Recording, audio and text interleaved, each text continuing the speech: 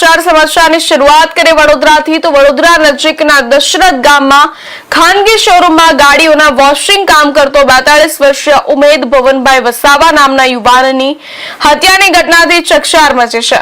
અગમ્ય કારણોસર અજાણ્યા શખ્સે હત્યા કરી હોવાની પ્રાથમિક આશંકા વ્યક્ત કરવામાં આવી રહી છે। ઘટનાની જાણ થતાં પોલીસ સ્થળ પર પહોંચી તપાસ શરૂ કરી છે।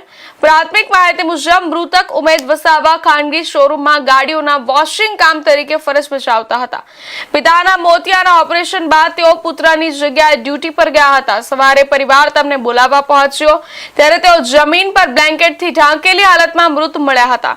નજીકમાં મોટો પથ્થર પણ મળી આવ્યો હતો। બ્લેન્કેટ હટાવતા લોહી લુહાણ હાલત જોઈ પરિવાર સ્તબ્ધ બની ગયો હતો। ઘટનાની જાણ થતાં ગ્રામજનોના ટોળા ઉમટી પડ્યા અને પોલીસે તપાસ હાથ ધરી।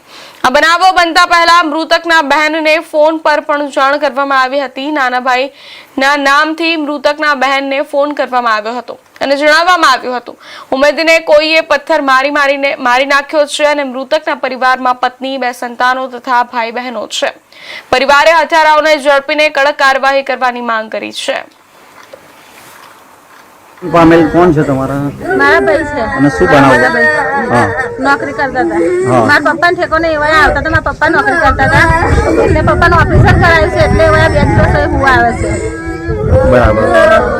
એવું કહેવાય તમને કોઈ ફોન કરીને જાણ કરી હતી? હા, મને કોઈ ફોન કરીને જાણ કરી તો એવું કીધું કે તું જલ્દી આય, ટીના બેન કોકે મારી નાખ્યા છે અને માથું બાથું બધું ચીબી નાખ્યું છે અને હું સૂર્ય બોલું છું એટલે કીધું મને મારા નાના ભાઈનું નામ આવ્યું।